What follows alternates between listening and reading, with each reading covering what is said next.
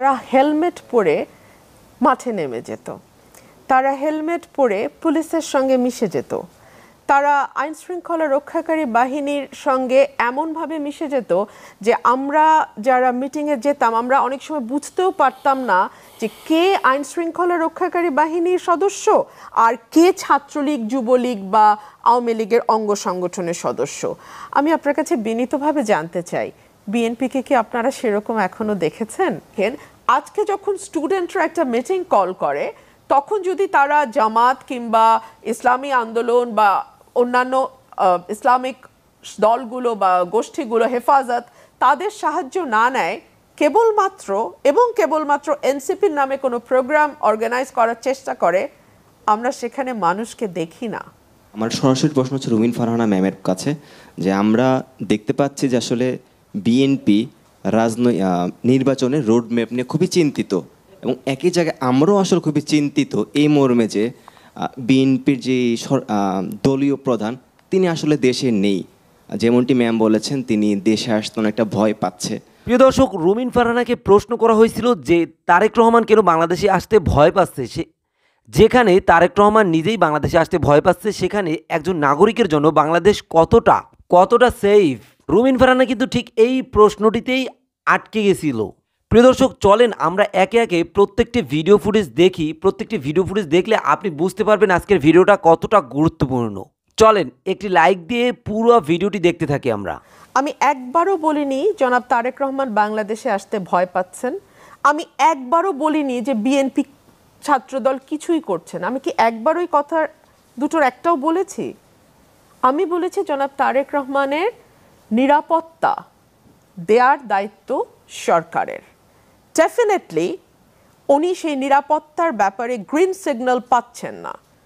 That doesn't mean উনি ভয় পাচ্ছেন। আপনি পুরো বিষয়টাকে বুঝতে পারেননি সম্ভবত আমি কি বলেছি।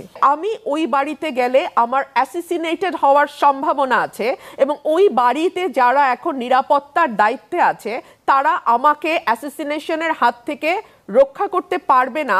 ওই বাড়িতে যাওয়াটা কি আমার সাহস না বোকামি?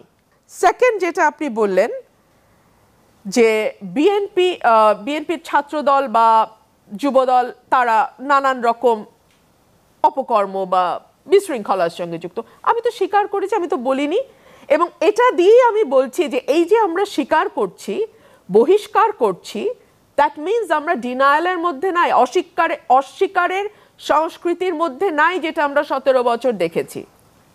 এক ব্যক্তি দুইবার প্রধানমন্ত্রী হওয়ার ব্যাপারে, সংক্ষেপে, এক ব্যক্তি দুইবার প্রধানমন্ত্রী হওয়ার ব্যাপারে আমাদের যে প্রস্তাব, সেটা হচ্ছে পরপর দুইবারের বেশি। আমি কিন্তু বলেছি আপনি হচ্ছে অ্যাপলিটিক্যাল পয়েন্ট অফ ভিউ থেকে অ্যানসার দিবেন।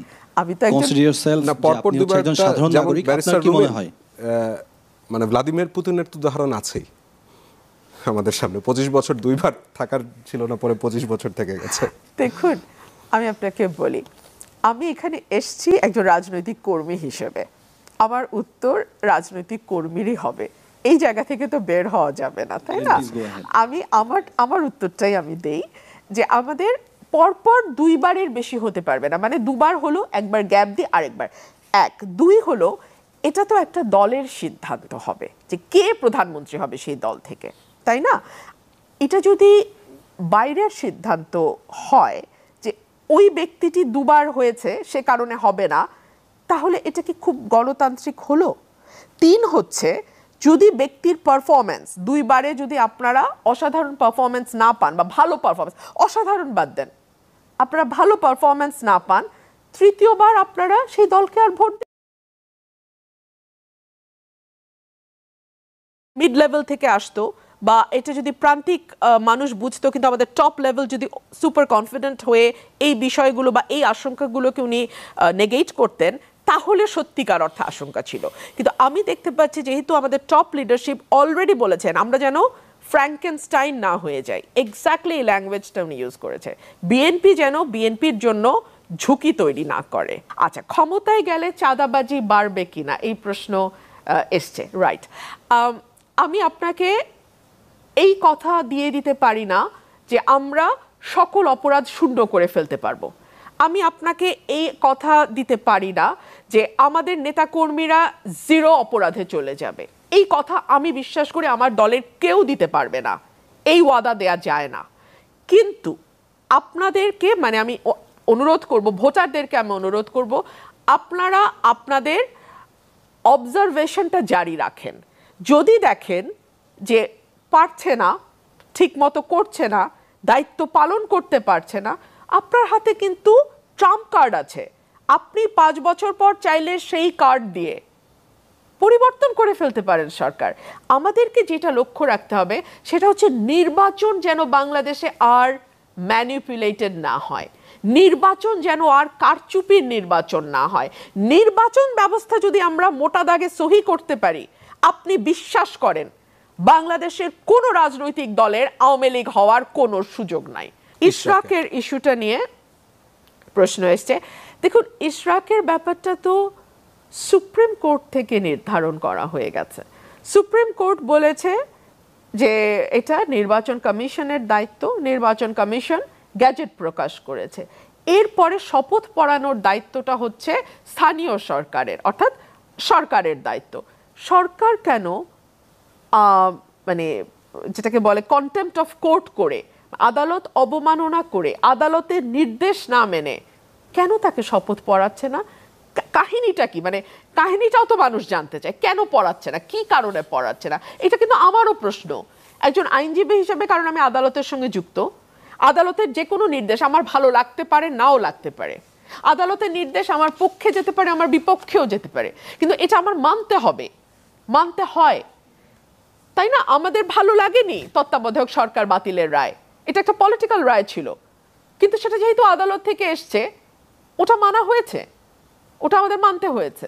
সো একইভাবে আমি বলবো যে ইশরাকের ব্যাপারে আদালত নির্দেশনা দিয়েছে, সেই অনুযায়ী গ্যাজেট হয়েছে, তাকে কেন শপথ পড়ানো হয়নি এই প্রশ্নটা সবার। তবে আজকে আমি দেখছিলাম আমাদের দলের স্ট্যান্ডিং কমিটির যে মিটিং হয়েছে সেখানে বলা হয়েছে ঠিক আছে ইস্যুটা নিয়ে আপাতত আর আমরা প্রসিড করব না। আচ্ছা ফাইন। আচ্ছা আমি আবার একটু প্রশ্ন নিয়ে আসবো ওখান থেকে। আচ্ছা আপনি করুন। আপনি যে একটা ইস্যু নিয়ে বললেন সেটা হচ্ছে আমি যেটা জানি যে 2020 সালে উনি হচ্ছে নির্বাচনের এগেনস্টে হচ্ছে একটা মামলা করেছিলেন যে উনি আবার পুনর্নির্বাচন চান। তো সেই ক্ষেত্রে তো উনি তখন মনোনীত হননি। তো এখন যেই ইসি যেই হচ্ছে গ্যাজেটটা পাস করেছেন যে হচ্ছে তাকে মেয়র নির্বাচন করেছেন, এখন সেটা আসলে কতটুকু যৌক্তিক? কারণ উনি তো আসলে মেয়র হওয়ার জন্য কোনো ধরনের মামলা করেছিলেন আর কি। উনি ঘোষণামূলক মামলায় ওনার প্রেয়ার চেঞ্জ করেছেন, উনি ডিক্লারেশনের স্যুট করেছেন পরবর্তীতে আর কি, ওনার প্রেয়ারটা উনি চেঞ্জ করেছেন। এখন উনি প্রেয়ার চেঞ্জ করলে সেটা না আমলযোগ্য কি আমলযোগ্য না এটা দেখবার জন্য তো উচ্চ আদালত আছে, তাই না?